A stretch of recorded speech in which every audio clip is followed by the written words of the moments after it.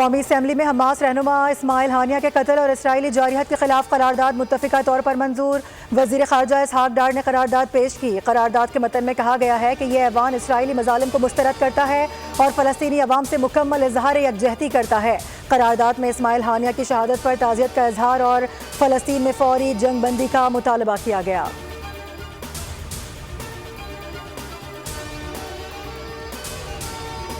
اسماعیل ہانیہ کا قتل اسرائیل کی بدترین صفاقی کی مثال ہے۔ غزہ میں بدترین تباہی مچائی جا رہی ہے۔ وزیر اعظم شہباز شریف کی کابینہ ارکان سے گفتگو اور قومی اسمبلی میں خطاب۔ کہا پاکستان اس درندگی کی شدید مذمت کرتا ہے۔ اسلامی ممالک کی خاموشی پر افسوس ہے۔ عالمی اداروں کا ضمیر جاگنا چاہیے۔ وزیر اعظم کا فلسطینی میڈیکل طلبہ کو پاکستان میں تعلیم مکمل کرانے اور زخمیوں کا پاکستان میں علاج کرانے کا اعلان۔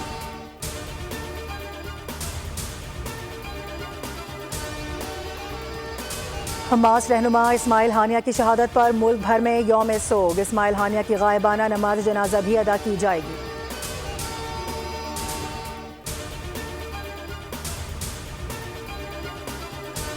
حماس رہنما اسماعیل ہانیہ کی تدفین آج قطر کے دارالحکومت دوحہ میں ہوگی۔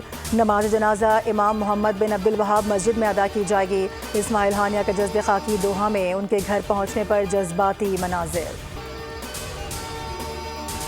اور ملک کے بالائی علاقوں میں موسلا دھار بارشوں کے بعد صورتحال سنگین۔ کاغان میں سیاح محصور۔ مانسہرہ میں پل بہنے کے بعد رابطے بدستور منقطع۔ چترال میں شدید سیلاب کے بعد فرنٹیئر کور کا ریسکیو آپریشن جاری۔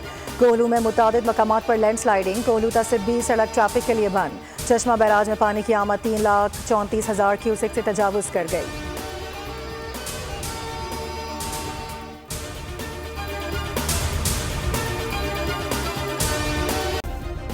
سبسکرائب کریں اور بیل دبائیں تاکہ کوئی خبر رہ نہ جائے۔